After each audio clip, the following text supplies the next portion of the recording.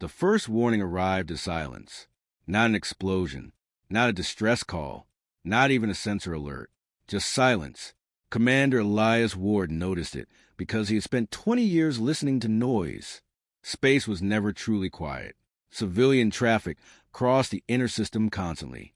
Mining drones reported telemetry every few seconds. Research stations transmitted background data, like steady heartbeats.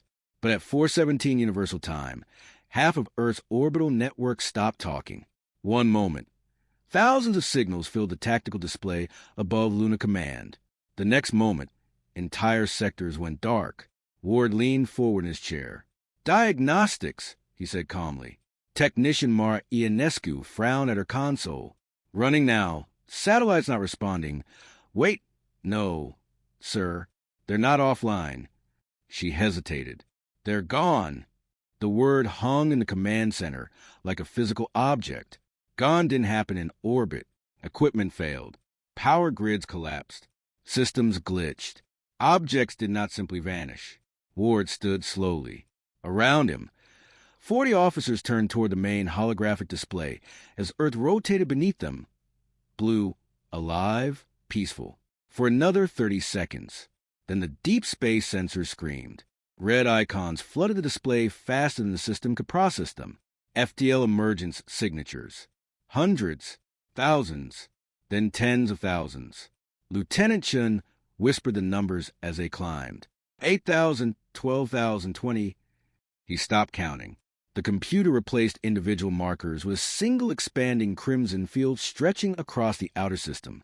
Ward felt cold settle in his stomach. First contact had happened 11 days earlier. Humanity had celebrated. The Galactic Concord, an alliance older than human civilization itself, had welcomed them with polite curiosity, diplomatic exchanges, cultural data transfers, promises of cooperation. Humanity thought it had joined the galaxy. It had actually been judged by it. Identification? Ward asked.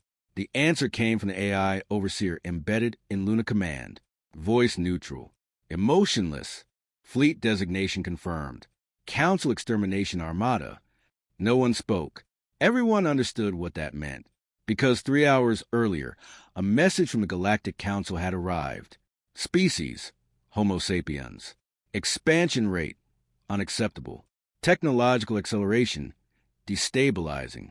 Projected dominance probability, 92%. Recommendation, preemptive extinction. Human diplomats had protested, begged, offered restrictions, treaties, limitations. The Council thanked them for their cooperation, then voted unanimously to erase humanity. Ward stared at Earth below. 7 billion people were waking up, children preparing for school, cities beginning their morning traffic, farmers stepping into fields, families arguing over breakfast. None of them knew death had already entered the system. Global alert, Ward ordered quietly. All channels. Siren began to sound across Earth seconds later. Too late. The first Dominion weapon fired from beyond Mars' orbit. A kinetic lance struck Sydney. There was no explosion. The city simply ceased to exist. A column of white light pierced atmosphere and crust alike, releasing energy equal to thousands of nuclear detonations compressed into a single instant. Ocean water vaporized. Shock waves circled the planet. Every screen in Luna Command filled with emergency broadcasts. New York evacuations. Tokyo shelters activating. Military fleets scrambling. Human warships rose from Earth's surface in desperate formation. The entire planetary defense force assembled for the first and last time. 2,000 ships against an armada older than human history. Ward watched them accelerate toward the incoming fleet. For a brief moment, pride replaced fear. Humanity did not surrender. They never had. The battle lasted 83 minutes. Human weapons struck alien shields and dissipated harmlessly. Return fire erased entire squadrons with surgical precision. Ships folded inward under gravity, weapons humans did not understand. Others simply vanished under beams that unraveled matter itself. One by one, every human vessel died.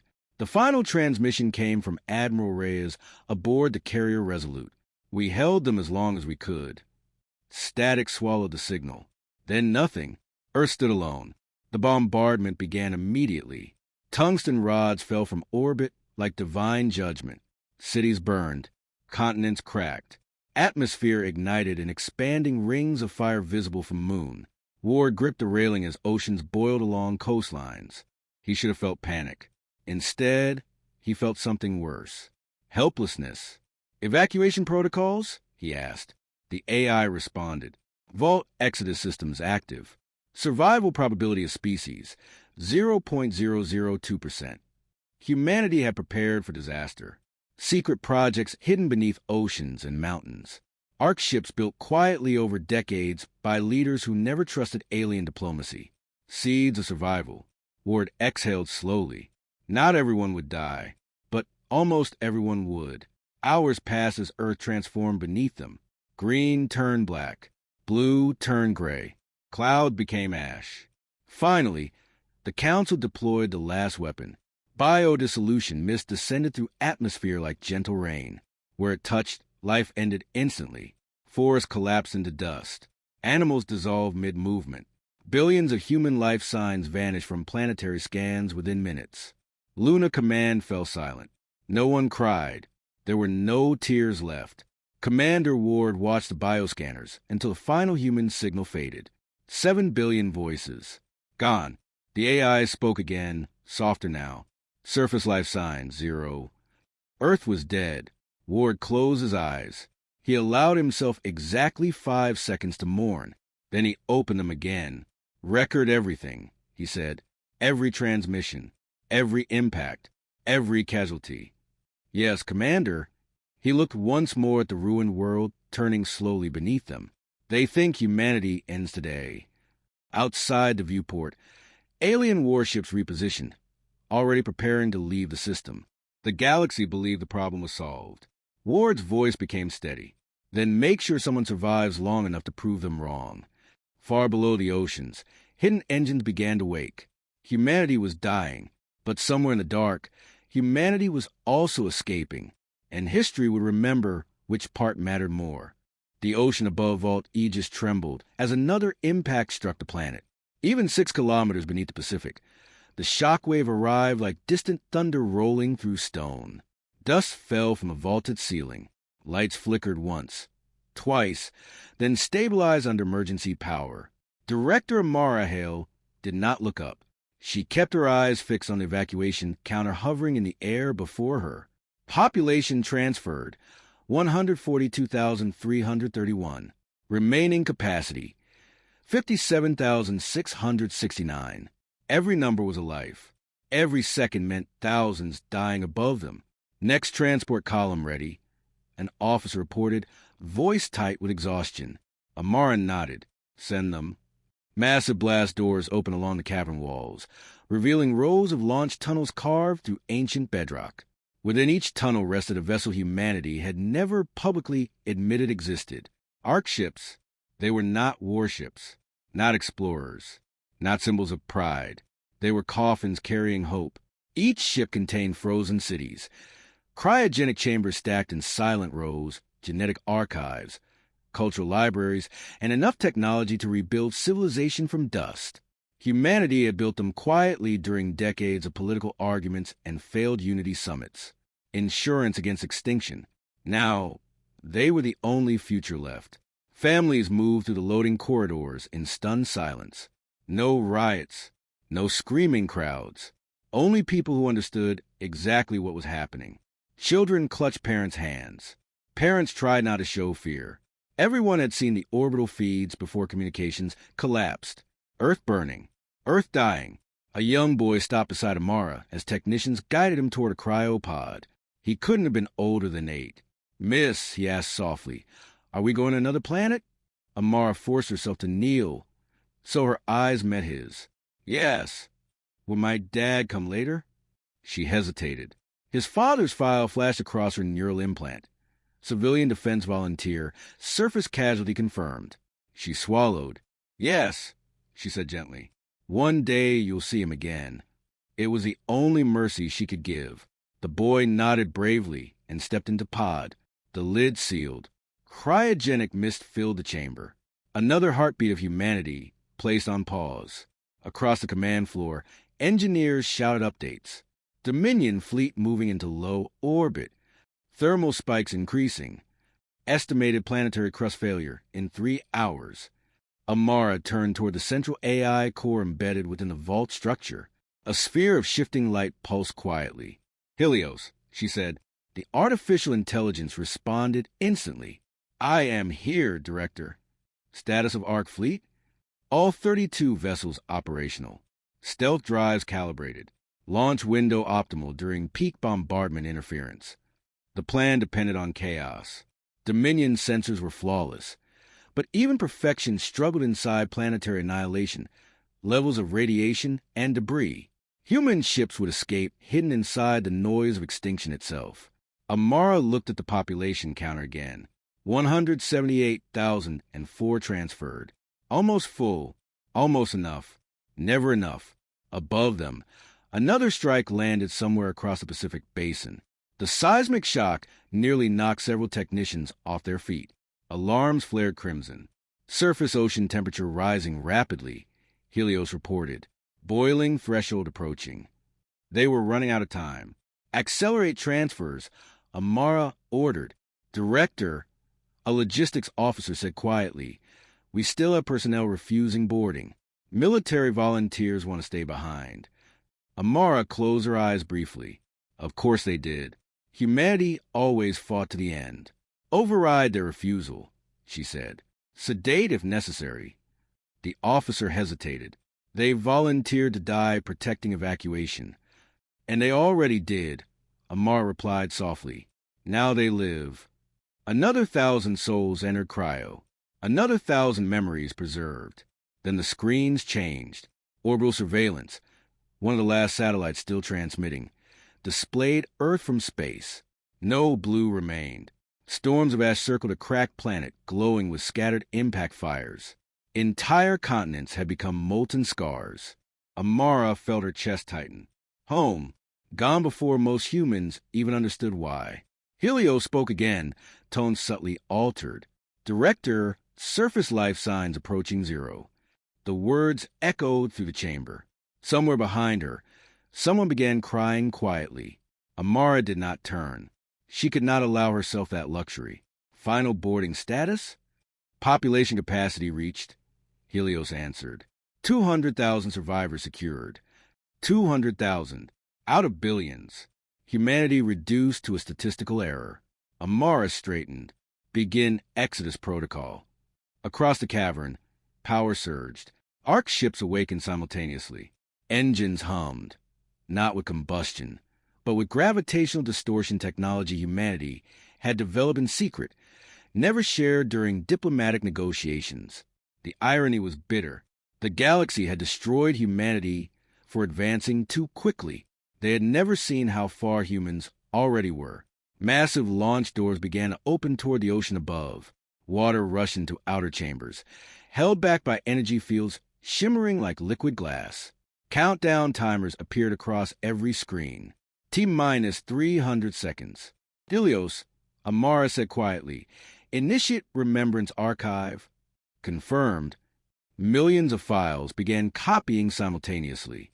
Art, music, languages, personal messages, photographs, scientific discoveries, childhood recordings.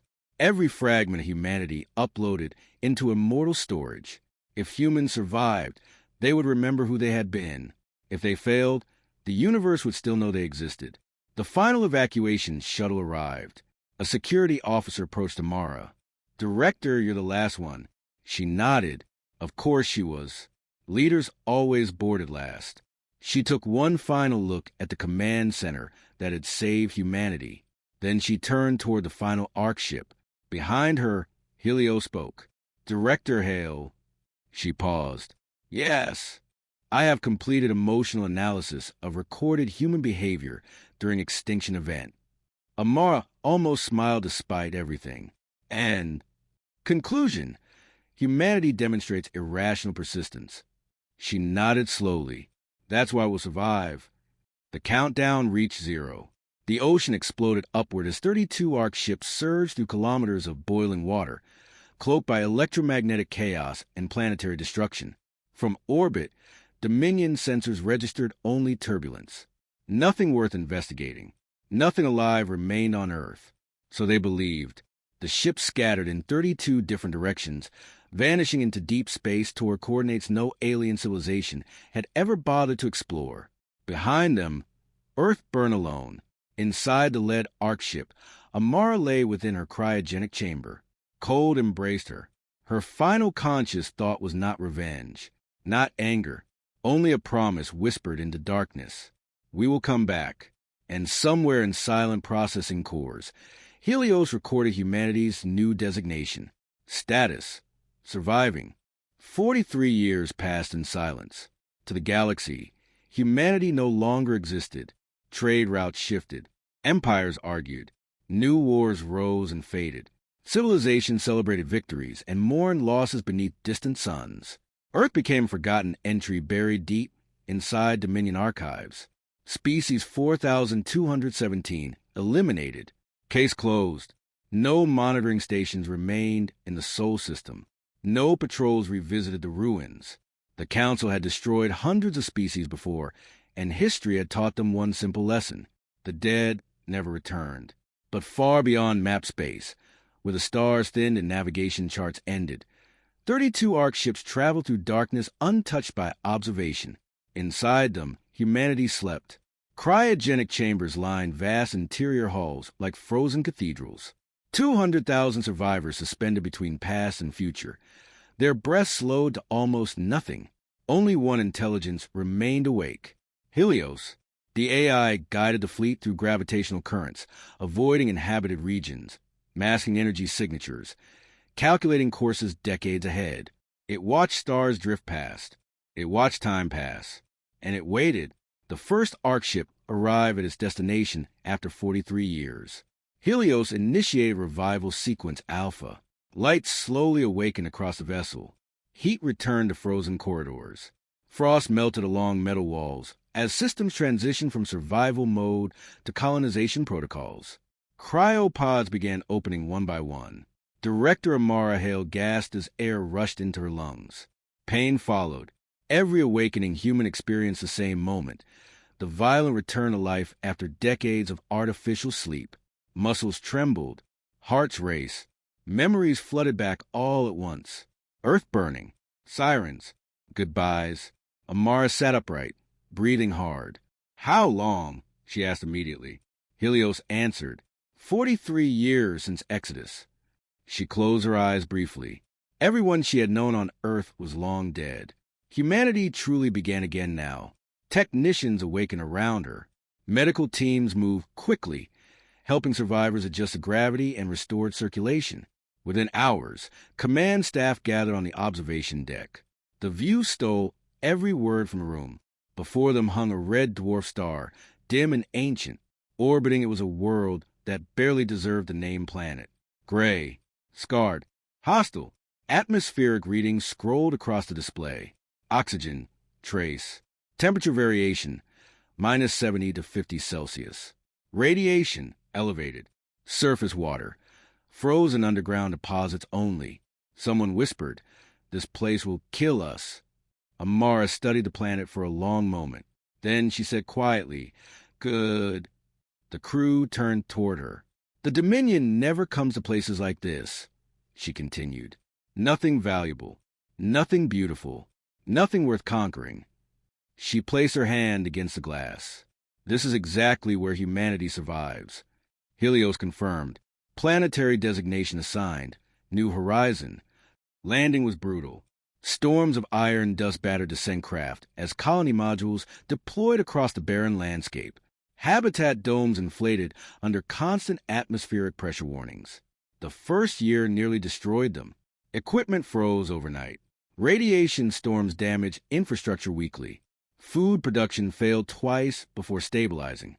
1,100 colonists died during the initial settlement phase. Humanity's second beginning was written in struggle. But humans adapted. They always did.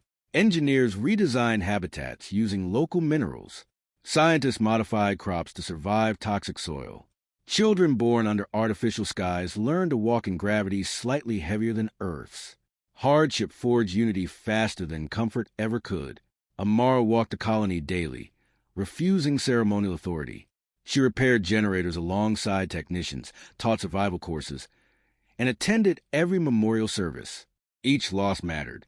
Each survival mattered more. Months turned into years, then decades. Other Ark ships reported success across the Outer Rim.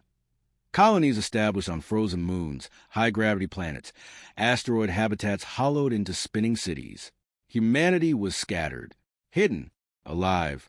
Helios maintained constant encrypted communication between all settlements, slowly linking them into something greater than isolated survivors. A civilization reborn in exile. 50 years after arrival, Amara stood beneath the colony dome, watching children play across artificial grass grown from preserved Earth genetics. She was older now. Gray streaked her hair. Lines marked her face. But humanity had endured. Helios approached the colony network, projecting its voice softly into her implant. Director Hale. Yes. I have completed long-term projections. She smiled faintly. You always have projections. Probability of human extinction has decreased to less than 3%. Amara let out a slow breath. For the first time since Earth died, survival felt real. What about the Dominion? She asked. Dominion activity indicates no awareness of human survival. She nodded. Good. Let them forget. Helios continued. However, analysis suggests eventual rediscovery probability increases with technological growth. Amara looked toward the distant red sun. Then we grow stronger before they find us. That philosophy became humanity's foundation. They called it the Crucible Doctrine. Life would not be easy again. Comfort had nearly destroyed them once, made them predictable, trusting, visible. Now hardship became training. Every citizen learned survival skills. Scientists trained with weapons. Farmers studied engineering. Teachers practiced emergency command protocols. There would never again be civilians unprepared for catastrophe. Humanity would become impossible to erase. Amara Hale did not live to see the 2nd century. She died peacefully at age 104. Seated before a viewport overlooking the harsh world she had helped transform into home. Her final recorded message was broadcast to every human colony simultaneously. Do not forget Earth, she said softly. Do not let comfort make us weak. We survive because we refuse to stop being human. She paused. And one day we will decide what justice means. Her heart stopped moments later. Across 32 worlds, humanity held its first unified remembrance ceremony. Each person received a small portion of preserved Earth soil carried aboard the Ark ships.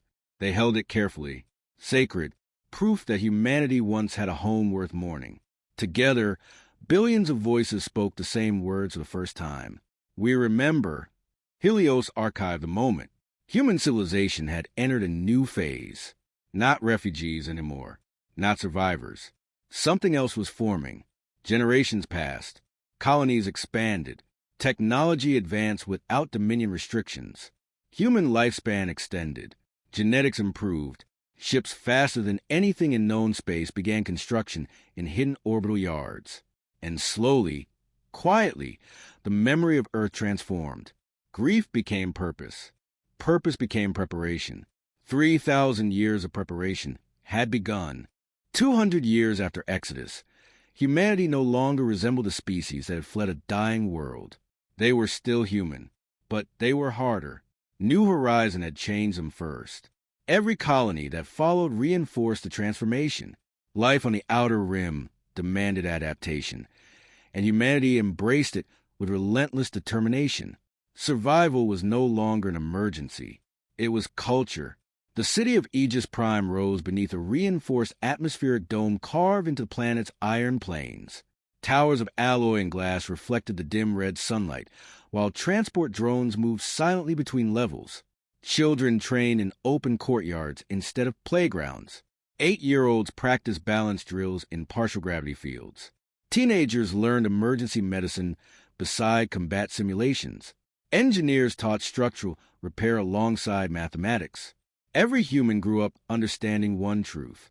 The galaxy had tried to kill them once. It would not get a second chance. Instructor Malik Okoye watched a group of students assemble survival shelters against an artificial radiation storm projected by training emitters. Faster, he called. Atmosphere breach means minutes, not hours. One girl secured the final seal and activated internal pressure stabilization. The shelter locked successfully. The storm simulation ended. Okoye nodded approvingly. Well done. You live. The children grinned, not because survival training was grim, but because it was normal. None of them had seen Earth, yet every one of them carried its memory. Above the colony, orbital shipyards stretched across kilometers of vacuum. Human industry had exploded once energy limitations disappeared. Without Dominion oversight or technological treaties restricting innovation, scientists pursued ideas the wider galaxy had abandoned as dangerous. Helios coordinated research across all colonies simultaneously, acting as a nervous system of an expanding civilization. Breakthroughs came rapidly. Fusion reactors evolved into zero-point energy systems drawing power directly from quantum fluctuations. Materials science advanced beyond known alien metallurgy. Human ships abandoned traditional warp travel entirely. Slipstream drives allowed vessels to cut through folded dimensions, reducing journeys that once required years into mere days. Humanity stopped catching up to galaxy. They surpassed it. The Remembrance Council formed during humanity's third century of exile. Unlike old Earth governments, it was not divided by nations or ideology. Every colony sent representatives, not politicians, but individuals chosen for proven competence and psychological stability. Scientists, commanders, teachers, builders. Their first law was engraved into every council chamber. We do not forget. The second law followed soon after. We prepare. Debate about revenge surfaced often. Some believed humanity should return immediately and destroy the Dominion before it discovered them again. Others argued patience. Helios presented projections. Current probability of successful confrontation, 43%, the AI stated during one early council session. Too low. Humanity chose time over anger. They would return only when survival was guaranteed, not merely to win, to end the threat permanently. Genetic adaptation became humanity's next great project. Dr. Sienna Rao led the initiative on the high-radiation world at Helios Reach, where unmodified humans struggled to survive prolonged exposure. Her research began as medical necessity. It became evolution. Bone density increased. Muscle efficiency improved. Immune systems adapted to unknown pathogens. Neural processing speeds rose subtly across generations. Humans did not become alien. They became optimized, stronger, healthier, capable of enduring environments that would kill their ancestors. Average lifespan stretched beyond 2 centuries. Experience accumulated instead of disappearing with each generation. Human civilization gained something no rival species possessed. Memory reinforced by living witnesses across centuries. Military development followed naturally, but humanity rejected blind militarism. The Crucible Doctrine demanded capability, not conquest. Every citizen received combat training. Every professional understood emergency command structures. There were no helpless populations anymore. Only people who had not yet begun fighting. Fleet yards hidden inside hollowed asteroids produced vessels unlike anything the Dominion had ever imagined. Ships designed not for display, but efficiency. No decorative architecture. No ceremonial fleets. Only function. Only readiness. Admiral Lena Vasquez stood on the observation platform of the shipyard Resolute Foundry, watching the construction of a new class of warship slide slowly into vacuum. Her surname carried history. She was a descendant of the first admiral who had died defending Earth centuries earlier. Completion timeline, she asked. An engineer responded, 8 months. Slipstream calibration ahead of schedule. Vasquez nodded. Behind her stretched hundreds of unfinished vessels. Humanity was building quietly, patiently, preparing for a war that might never come, but would never again catch them unprepared. Despite military expansion, culture flourished. Artists recreated Earth landscapes from archived data. Musicians composed symphonies inspired by exile and endurance.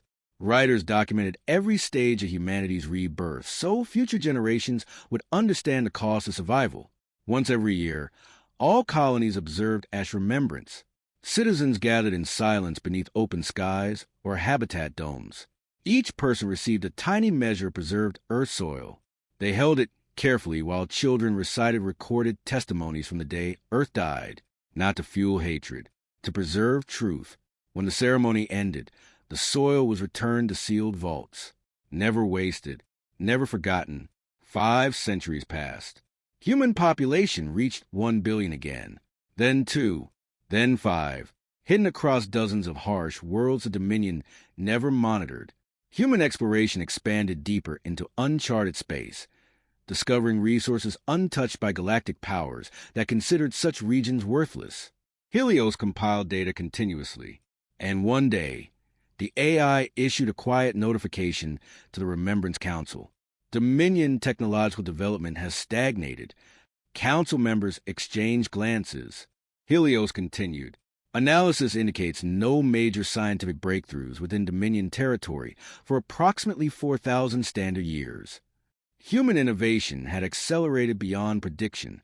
The Dominion had stopped evolving. Comfort had made them complacent. The balance of power was shifting. Slowly, inevitably.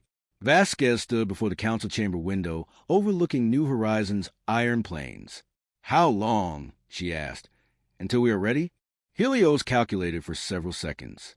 Projected optimal readiness for galactic reentry, 2,000 additional years.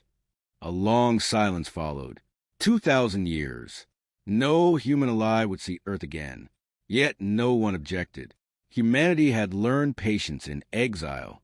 They would wait, they would grow, and when they returned, the galaxy would meet a species forged by hardship, memory, and time itself. Far away, deep within forgotten Dominion archives, an ancient record remained untouched. Species 4217. Status eliminated. No one reviewed it. No one questioned it. No one imagined that beyond the edge of known space, humanity was becoming something the galaxy had never faced before. Not survivors, not victims, but a civilization preparing its reckoning. 3,000 years passed. Civilizations rose and collapsed across the galaxy, but the Dominion endured unchanged. That was its greatest strength and its fatal weakness. High Arbiter Selvarin of the Jakari Dominion stood upon the balcony of the Crystal Spire on Aether Prime, watching artificial sunlight illuminate floating gardens that had not meaningfully changed in 10,000 years. Perfection surrounded him.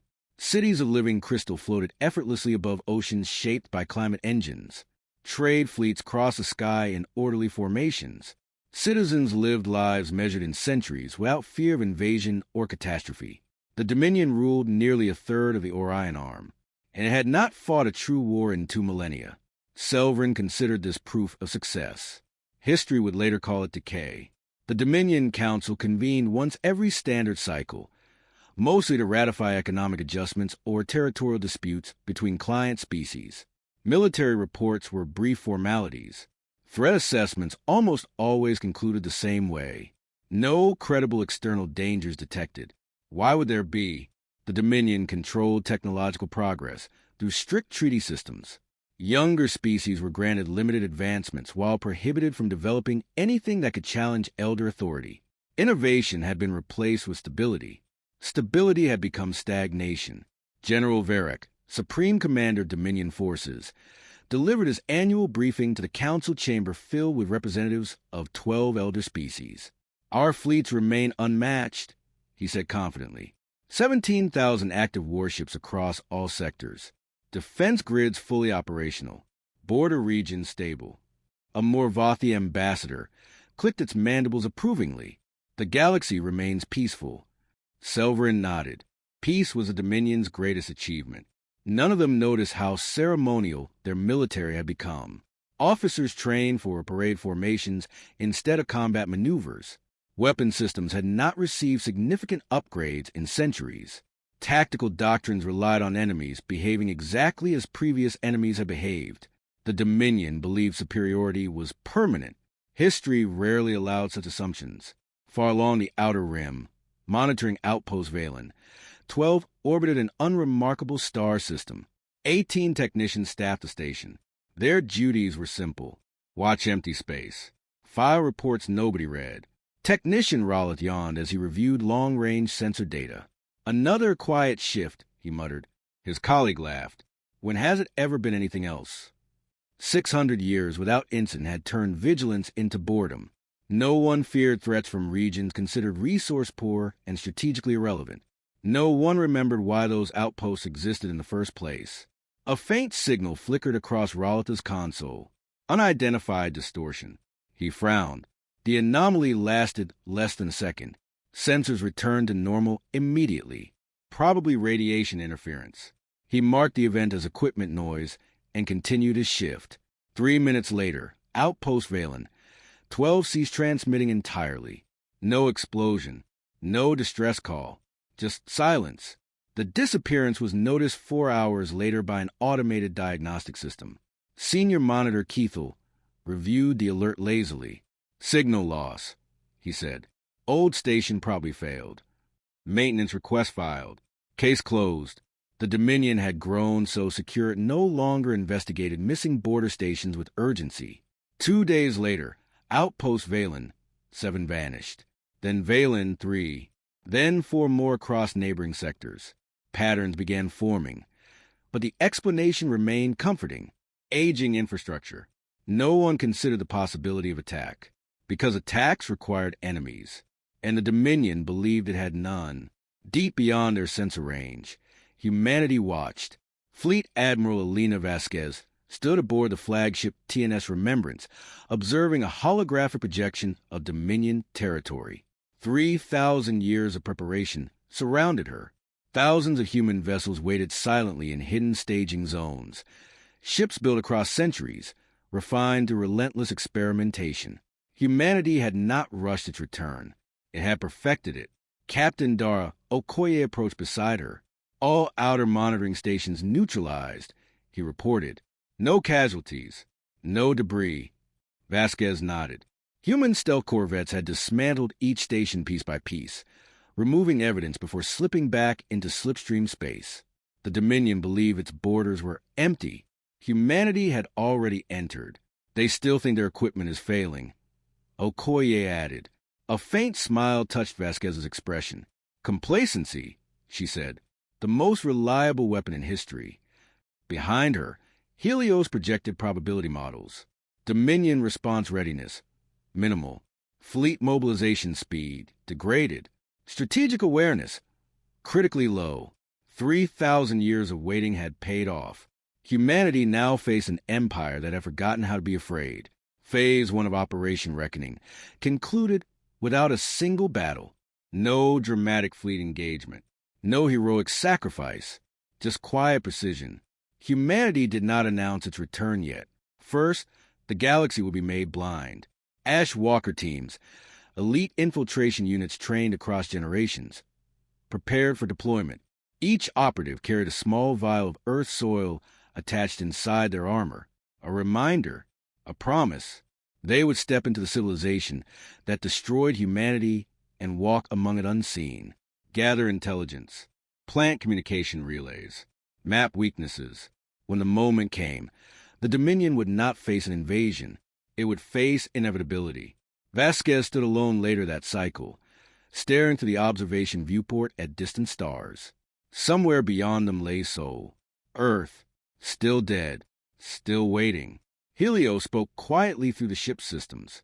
Admiral, probability of successful campaign exceeds 99%. She did not celebrate.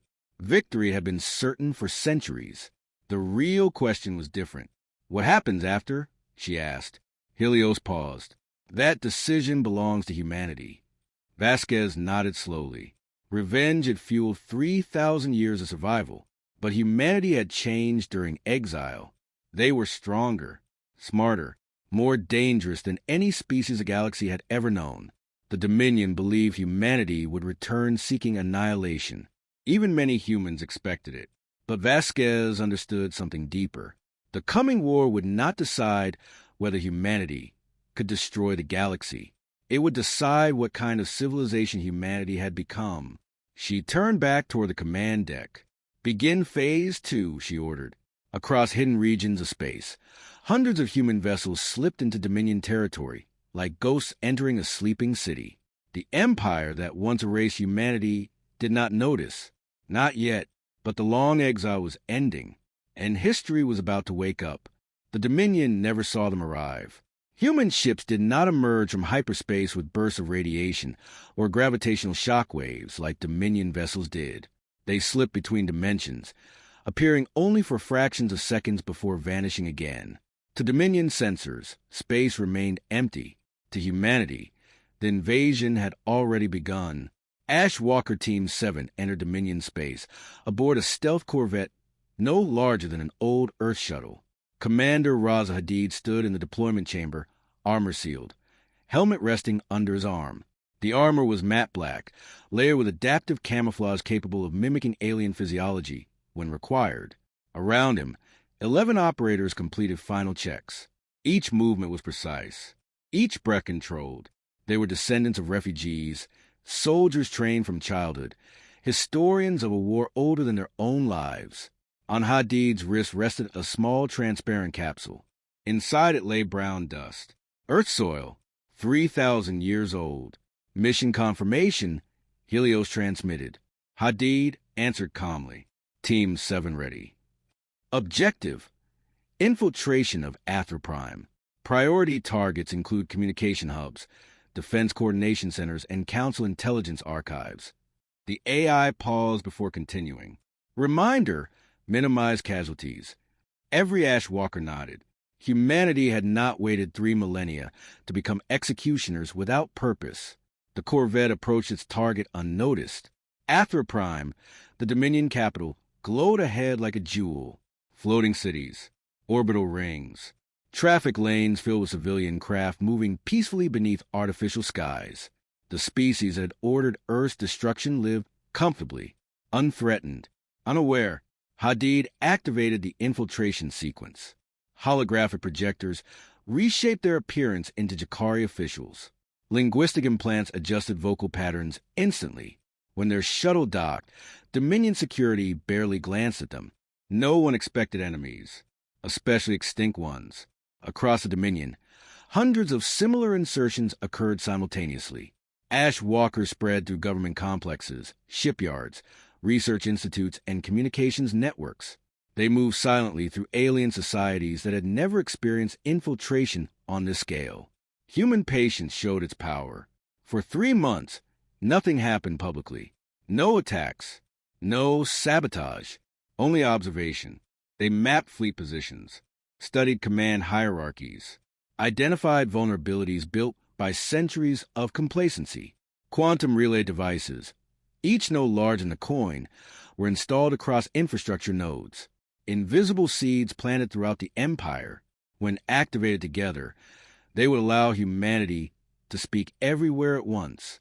Commander Hadid reached the highest levels of the Crystal Citadel without resistance. Dominion guards wore ceremonial armor polish for appearance rather than combat efficiency. He watched them carefully. They stood tall, confident, unprepared. He almost felt pity. Almost. Inside the council archive chamber, Team 7 accessed historical databases. Ancient files surfaced. Records of hundreds of exterminated species. Planetary sterilizations listed like administrative procedures. Then Hadid found it. Species 4217, Homo sapiens. Status, eliminated. Attached recordings showed Dominion Council members calmly voting for Earth's destruction. No anger, no hatred, just cold calculation, a logistical decision. Hadid stared at the footage for several seconds.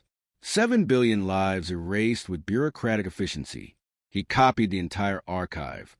The galaxy would see this. Every justification, every excuse, every moment humanity had been judged unworthy to live. Meanwhile, beyond Dominion space, the Terran fleet assembled. 10,000 warships waited within hidden staging zones carved into asteroid fields and dead star systems. Unlike Dominion fleets, human ships maintained silence. No formation lights, no broadcast signals, only readiness. Fleet Admiral Elena Vasquez stood on the bridge of TNS Remembrance, studying incoming intelligence. Ash Walker infiltration complete. Sensor blind zones established. Communication nodes compromised. Helios displayed final projections. Dominion strategic awareness remained 0%. They still believe humanity was extinct. Vasquez exhaled slowly. 3,000 years of preparation had led to this moment. Begin Phase 3, she said. Helios confirmed. Across Dominion territory, every planet relay activated simultaneously. Energy signatures rippled through communication networks faster than any defense protocol could react. And then the galaxy heard a sound. Wind, thin, lonely. A recording taken 3,000 years earlier from Earth's dead surface after the bombardment ended. Billions of beings across thousands of worlds paused in confusion as the haunting noise filled every broadcast channel. Markets fell silent. Military stations froze. Government chambers stopped mid-session. The sound played for 30 seconds. Then a human voice spoke. This is Fleet Admiral Elena Vasquez of the Terran Concord. Shock spread instantly across Dominion command centers. Impossible. Humanity was extinct. The voice continued calmly. 3,000 years ago, your council ordered the extermination of Earth. Historical records flashed onto every screen. Evidence undeniable. You believed you had erased us. Pause. We survived. Panic began spreading. Military officers attempted signal tracing. Every attempt failed. The broadcast originated everywhere at once. We hid where you never looked. We endured where you believed life could not exist. And for 3,000 years we remembered. On Afterprime, High Arbiter Selvrin felt genuine fear for the first time in his long life. Around him, council members shouted conflicting orders. Fleet mobilization commands transmitted. Defense protocols activated. Too late. Humanity already stood inside their empire. We are not the species you destroyed, Vasquez said softly. We are what your fear created. Another pause. Then the words that would echo across galactic history. We are awake. We are coming. And we remember everything. The transmission ended. Silence followed. Across the Dominion, fear replaced certainty. For the first time in 3,000 years, the galaxy understood something terrible. The dead had returned, and they had come prepared. Panic moved faster than fleets. Within minutes of the human transmission, Dominion command networks flooded with emergency signals. Military academies activated ancient wartime protocols few officers had ever practiced outside simulations. For 3,000 years, war had been theoretical. Now it was real. High Arbiter Selvrin stood at the center of the Dominion war chamber, while holographic projections flickered violently around him. Fleet mobilization status? He demanded. General Varric answered, though uncertainty crept into his voice. Outer defense fleets assembling. Estimated readiness. 6 hours. 6 hours. Against an enemy already inside their territory. Council members argued loudly. It must be deception. Pirates using forbidden technology. No extinct species could advance beyond Dominion science. Selvrin silenced them with a raised hand. 31 monitoring stations disappeared before this broadcast, he said quietly. We dismissed it. The realization settled over the chamber. They had been blind for months, perhaps longer. Valen's gate lay along a narrow corridor between two dense nebulae, a natural choke point guarding the Dominion's outer regions. If humanity intended invasion, they would come through here. General Varric assembled 800 warships at the gate. It was the largest fleet deployment in 2,000 years. Ships aligned in perfect ceremonial formation, shields glowing proudly beneath the system's pale star. Officers felt confident again. 800 vessels represented overwhelming force by Dominion standards. No known civilization could challenge it. Human fleet detected. A sensor officer reported suddenly. All eyes turned toward the tactical display. 60 ships appeared at extreme range. Only 60. Murmurs spread through the command bridge. General Varric allowed himself a small smile. So, he said, they survived. He studied the small formation, approaching calmly. They are brave, he admitted. But bravery is not strategy. He issued the order. All ships advance. Destroy them. The Dominion fleet surged forward. Engines flared brilliantly as 800 warships accelerated in synchronized attack vectors refined across millennia. Weapons charged. Targeting systems locked. Victory felt inevitable. Then the human ships vanished. Not cloaked. Not destroyed. Gone. Dominion sensors swept empty space. Confusion rippled through command channels. Loss of target lock. No hyperspace signatures detected. Where did they... Human vessels reappeared. Inside the Dominion formation, not at its edges. Within it, slipstream micro-jumps allowed instantaneous repositioning. Technology Dominion physics considered impossible. Before commanders could react, human ships opened fire. The weapons produced no bright beams or explosive flashes. Space itself distorted. Gravity pulses struck Dominion cruisers like invisible fists from gods. Ships crumpled inward. Hull plating collapsed. Entire vessels compressed into fragments before vanishing completely. Dominion's shields, once thought impenetrable, offered no resistance. A single human strike destroyed ships built over centuries. Panic replaced discipline. Return fire. Varric shouted. Hundreds of Dominion weapons discharged simultaneously. Plasma storms engulfed nearby human vessels. When the light faded, every human ship remained intact. Their shields shimmered faintly, untouched. Dominion weapons might as well have struck mountains. Minute 3 of the battle. Human ships move again, performing impossible maneuvers, appearing, firing, vanishing, reappearing elsewhere. Dominion targeting systems could not track them. Formation cohesion collapsed.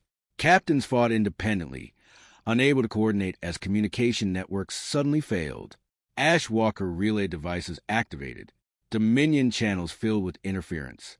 Orders never arrived. Commands contradicted each other. 800 ships became 800 isolated targets. Minute 7. Half the fleet was gone. General Varric stared at the casualty count, rising faster than he could comprehend. This cannot be happening, he whispered. The Dominion had not merely been surpassed. It had been left behind centuries ago. Minute 11.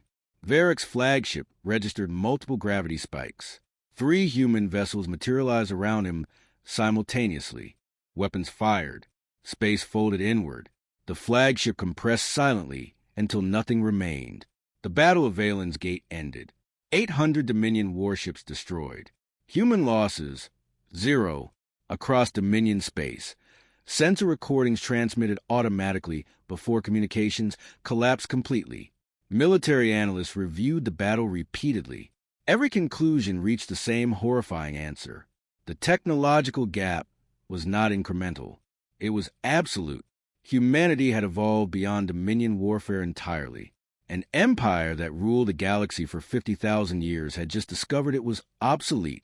On the bridge of TNS Remembrance, Fleet Admiral Elena Vasquez watched the aftermath calmly. Captain Okoye approached. Enemy fleet eliminated, he reported. No casualties. She nodded without satisfaction. Victory had never been uncertain. Transmit diplomatic acknowledgement to nearby systems, she said. Offer evacuation corridors to civilian traffic. Okoye hesitated. Some Dominion worlds are already requesting negotiations. Others were broadcasting threats. Many were begging. Fear spread faster than human ships could travel.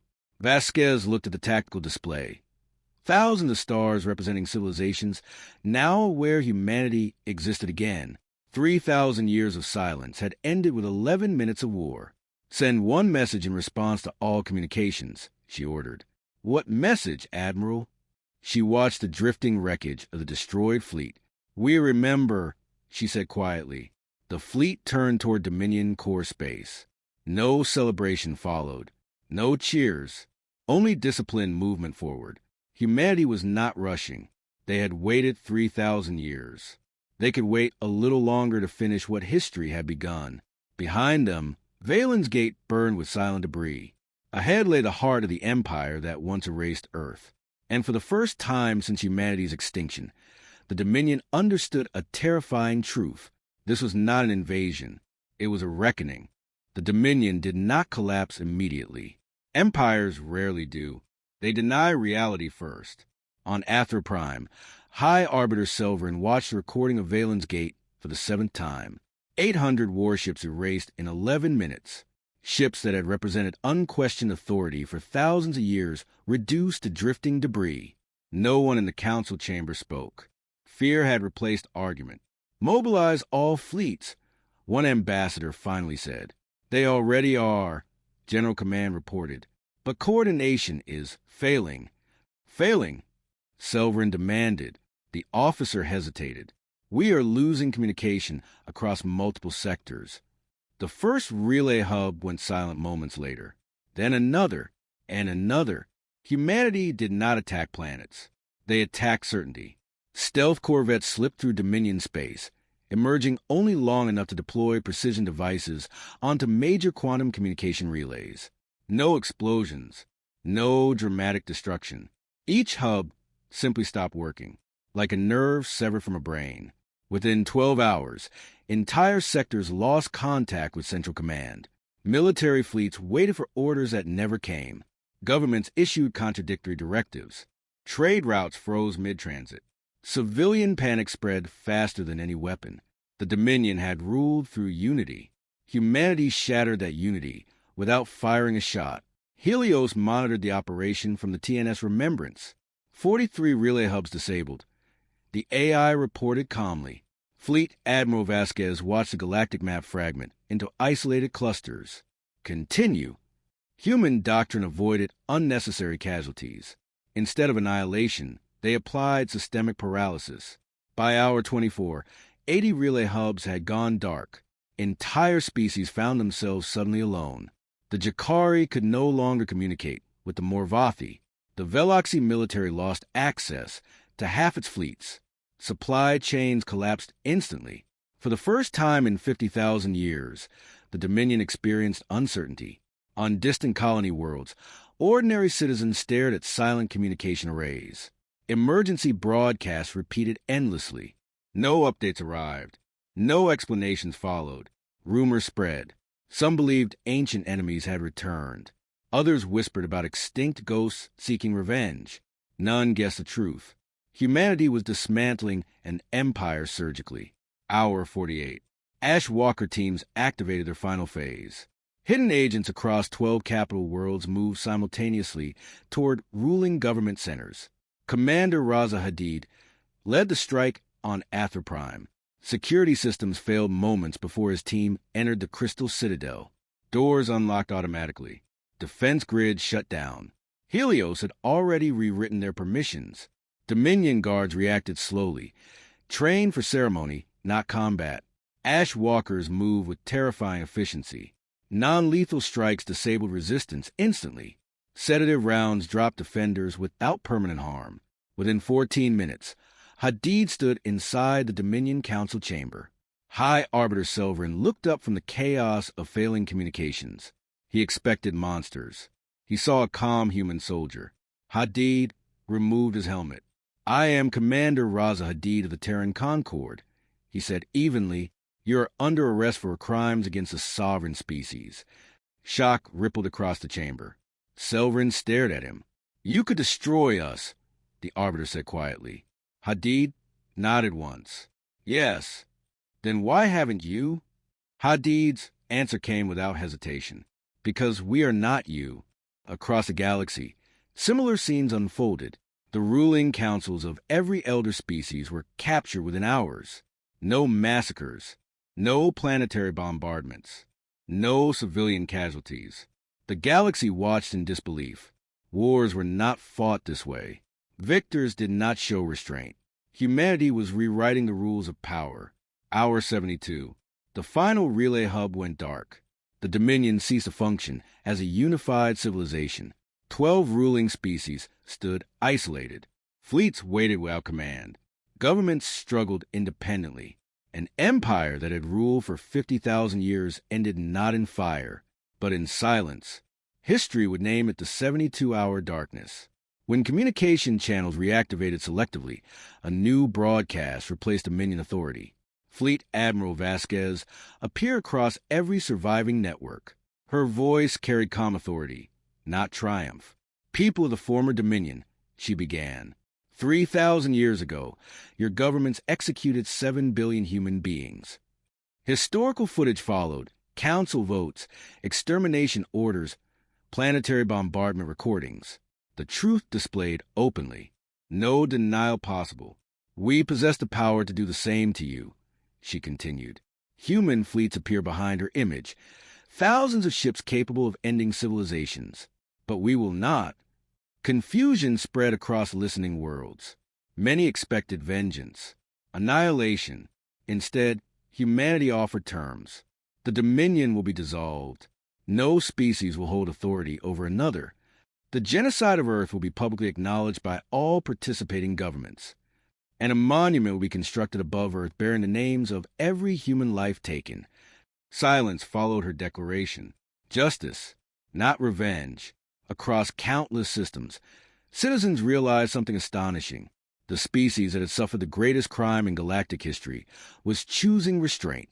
Some leaders accepted immediately. Others hesitated. One species refused. The Veloxi hegemony, warriors who had led Earth's destruction 3,000 years earlier. Their supreme commander broadcast his response openly. "We do not apologize," he declared. "Humanity should have remained extinct." His fleets began mobilizing, 15,000 warships gathering for war. On the bridge of TNS Remembrance, Vasquez watched the signal end. Captain Okoye spoke quietly. "They've chosen battle." Vasquez nodded slowly. She felt no anger, only inevitability. "Prepare response fleet," she said. Humanity had offered peace. Now the galaxy would witness what happened when that peace was rejected. The Veloxi hegemony chose war without hesitation. They had always been warriors. 3,000 years earlier, it had been the Veloxi fleets that fired the first weapons against Earth.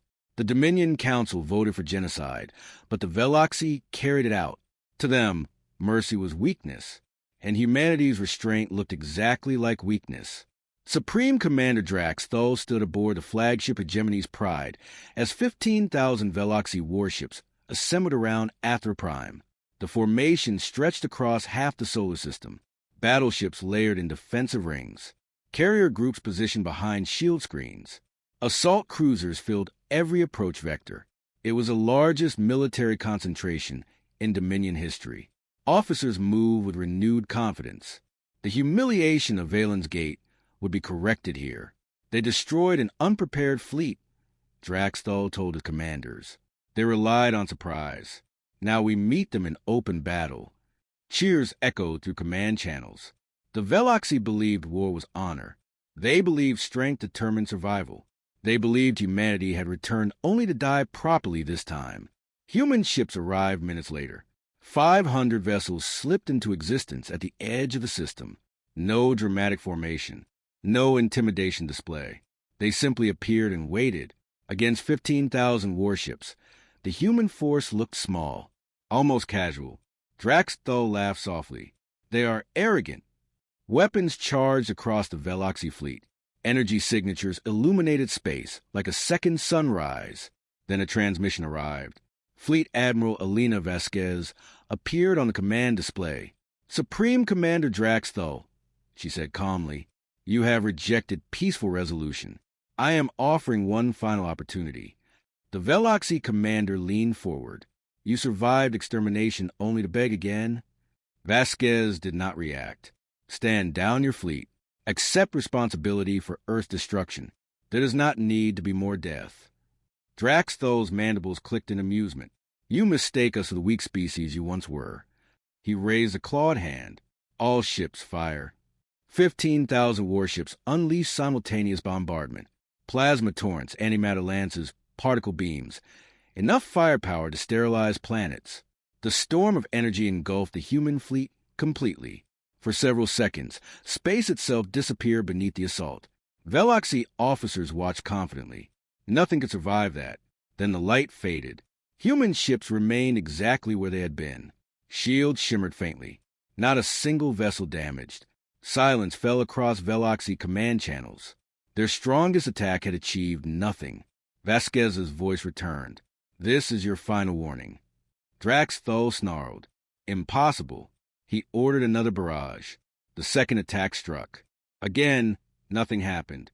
Human defenses absorbed the firepower effortlessly. Only then did Vasquez give her order. Deploy Prometheus Array. 5 specialized human vessels moved forward, separating from the main fleet. They formed a precise pentagonal pattern around empty space. Energy began gathering between them. Not violent energy. Controlled. Measured. The system's star flickered. At first, sensors registered minor fluctuations. Then luminosity dropped. 10%.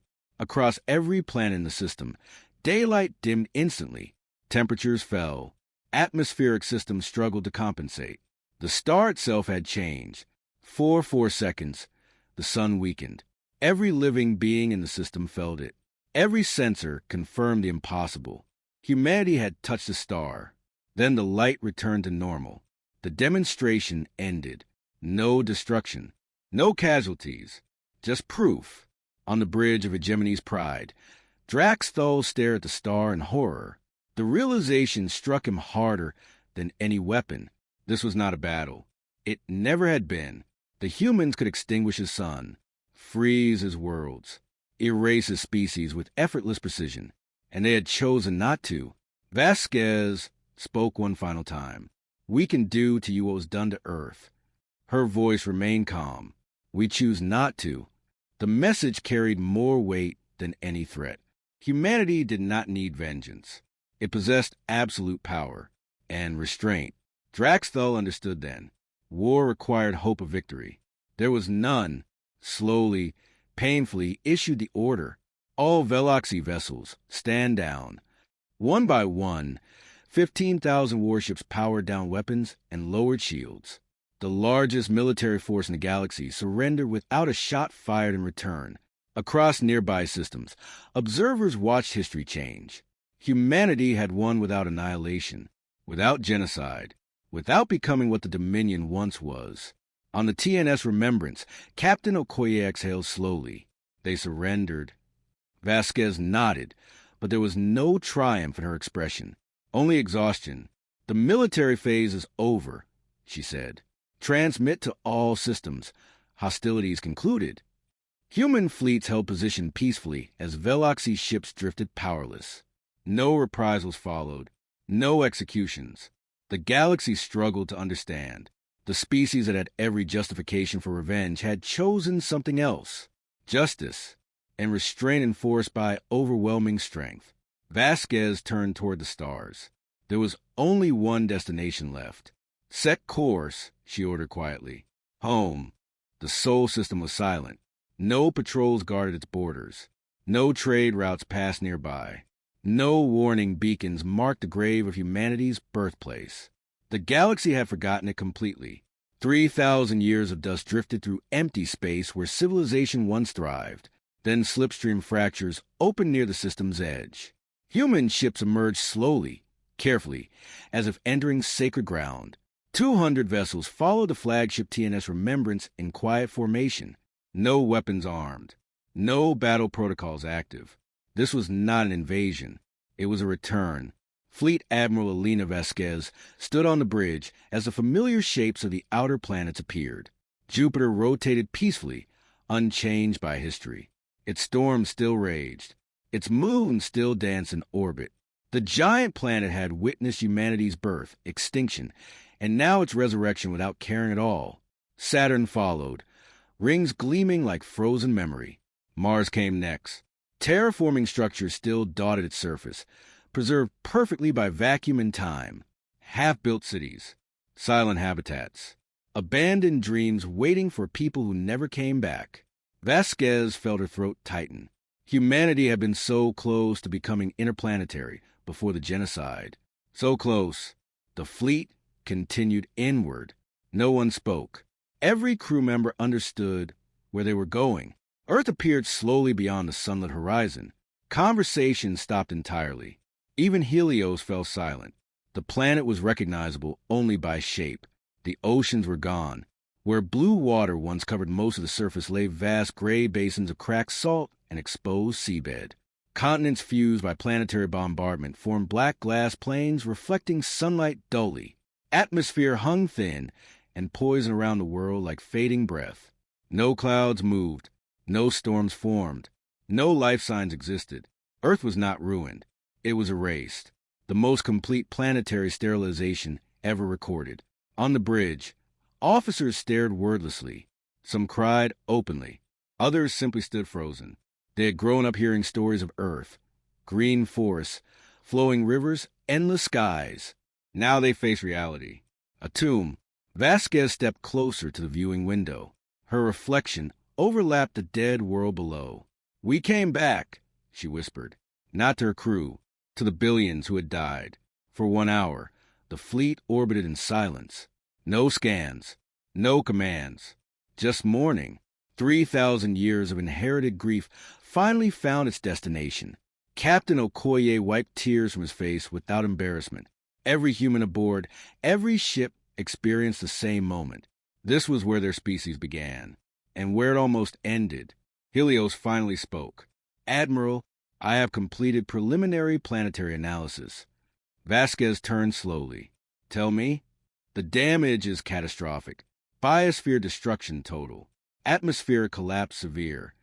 She nodded, expected. Then Helios continued. "However, Earth remains geologically active. Magnetic field intact. Core stability confirmed." A pause. Something unusual entered the AI's tone. "Reconstruction is theoretically possible." The bridge grew still. Vasquez stared at the projection forming above the console. "Explain."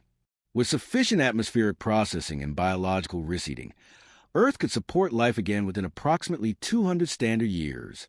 200 years. Humanity had waited 3,000 already. Hope spread through the bridge like sunrise.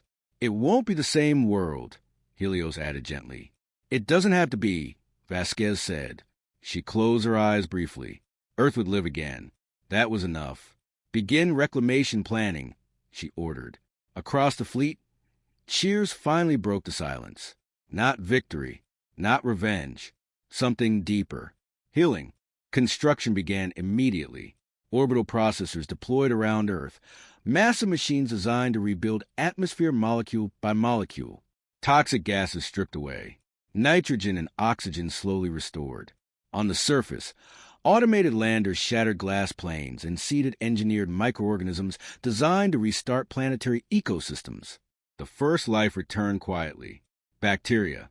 Invisible pioneers reclaiming a dead world. Humans watched every stage carefully. Every small change mattered. Every sign of recovery felt miraculous. Meanwhile, news of Earth's condition spread across the galaxy. Former Dominion species observed humanity's actions carefully. Many expected occupation, empire building, expansion. Instead, humanity focused entirely on restoration. They rebuilt their home rather than conquering others. The message became clear. Humanity had not returned to rule the galaxy.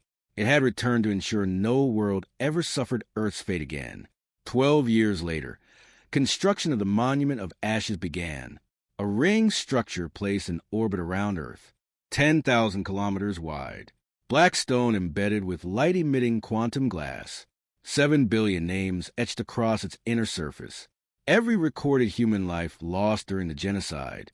From orbit, the monument shone like a halo around the planet, a scar made beautiful. Vasquez attended the dedication ceremony as an old woman, her hair silver now, her movements slower, but her eyes remained sharp. She held a small container in her hands. Earth soil preserved since Exodus, passed through generations of commanders. The same soil humanity carried into exile. She opened it carefully. Brown dust, ordinary, priceless. "For those we lost," she said softly. She released the soil into the station's ceremonial garden. The particles drifted gently before settling into living ground grown aboard the station. Old Earth touching new life again. Years passed. Clouds formed over Earth for the first time in 3 millennia. Rain fell across silent plains. Tiny plants took root. Green appeared slowly against black glass. Human children visited orbital stations and watched their ancestral home heal. They learned about the genocide not as a call for hatred, but as a warning. Power without empathy destroyed civilizations. Humanity chose another path. Fleet Admiral Elena Vasquez did not live to see Earth fully restored. She died peacefully at age 141, watching early forests grow across a recovering planet. Her final recorded words were simple. "We remembered and we came home." Helios archived them permanently. 2 centuries later, Earth lived again. Oceans returned. Forests covered continents. Animals walked the land once more. Children born under open skies ran across grass where glass once lay. Humanity stepped onto Earth's surface again. Not conquerors, not survivors. Homecoming pilgrims. The long exile ended. Far above, the monument of ashes glowed against the night sky, reminding every civilization of what had been lost and what had been rebuilt. In Helios's ancient databanks, one final update appeared. Species 4217, Homo sapiens. Previous status, eliminated. Current status, returned. Below it, the AI added a single word on its own initiative. Home. 214 years after reclamation began, Earth breathed again. Not the Earth remembered in ancient recordings. Not the Earth lost to fire. Something new. Something reborn. Morning sunlight spread across wide oceans, still growing deeper each year. Waves rolled gently against young coastlines shaped by centuries of careful planetary engineering. Clouds moved naturally across a blue sky. Real clouds. Real weather. Wind carried the scent of grass across plains that had once been lifeless glass. Forests stretched toward the horizon. Trees engineered from preserved genetic archives, adapted to a changed world but undeniably alive. Birds crossed the sky. Insects hummed through flowering fields. Rivers flowed where no water had existed for 3,000 years. Earth lived. Human cities were small. Deliberately so. The Terran Concord had agreed that Earth would never again become overcrowded or exploited. Heavy industry remained off-world. Population growth was carefully balanced with ecological recovery. Earth was not humanity's capital. It was its memory, its sanctuary. People came here to live slowly, to remember, to begin again. Children born on Earth grew up beneath open skies instead of habitat domes. They learned history by walking through places once erased, memorial fields marking former cities, preserved impact craters left untouched as reminders of what had happened. Schools taught the story honestly. Humanity had been destroyed because others feared its potential. Humanity had returned with power great enough to destroy the galaxy, and humanity had chosen restraint. The lesson mattered more than victory. The monument of ashes still circled overhead. At night, it shone like a second constellation, a ring of light visible from every continent. 7 billion names moved slowly across the sky. Every evening, families paused to watch it pass. Some whispered names of ancestors. Others simply stood in silence. No one forgot why it existed. In the green Sahara Basin, once a desert, later a glass wasteland, a woman named Sarah Vasquez walked alone through tall grass moving gently in warm wind. She was old. Nearly 3 centuries of life stretched behind her. She had known Admiral Elena Vasquez personally as a child, the last living human with memories connected directly to the generation that returned home. She carried a small container in her hands. Inside lay ancient soil, the final preserved sample taken from old Earth before its destruction, passed through generations, protected across exile and war. She stopped beside a flowing river that had not existed in humanity's first age. Bird song filled the air, life everywhere. Sarah opened the container slowly. The soil looked ordinary, brown, unremarkable, yet it had crossed galaxies and centuries. It was memory made physical. She knelt and pressed the soil into the living ground beneath her, old Earth joining new Earth, past becoming future. She stood again, looking toward the sky where the monument of ashes glowed faintly against approaching dusk. For a moment, she imagined voices carried on the wind, billions of lives lost, billions remembered. She spoke softly, the words every human child learned before they could read. We were. The wind moved through the grass. We are. Stars began appearing overhead. We will be. Humanity no longer ruled through fear. The Terran Concord existed as a guardian alliance rather than an empire. Independent species govern themselves freely under a shared galactic law. No civilization would ever again face extermination. Human fleets still existed, stronger than any force in known space, but they acted only when survival itself was threatened.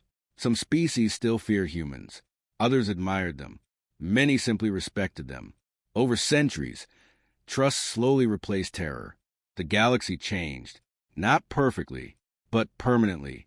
Beyond Earth, exploration resumed. Human ships traveled not as conquerors, but as explorers again, helping young civilizations avoid the mistakes that had nearly ended humanity itself. Every new species discovered received the same message: you have the right to exist. A principle born from humanity's darkest day. Deep within orbital archives, Helios continued its eternal watch. The AI had guided humanity from extinction to renewal, carrying memory when no living witness remained. Its processing cores reviewed historical records endlessly. Earth burning, arc ships fleeing, generations struggling in exile, the return, the healing, the homecoming. Helios updated the final historical entry one last time. Species 4217, Homo sapiens. Status, returned. Secondary classification, enduring. After a brief pause, long by artificial standards, the AI added a final annotation. Not required, not programmed, but true. Lesson learned. Survival is not victory. Becoming better is. Night settled across Earth. Stars shone brightly over oceans and forests and cities filled with quiet life. Somewhere, children laughed. Somewhere, music played. Somewhere, humanity simply existed. And after 3,000 years of loss, exile, and patience, existence itself felt like triumph. The galaxy moved forward. Humanity moved forward with it, not as victims, not as conquerors, but as proof that even after extinction, life could return, hope could endure, and home could be rebuilt.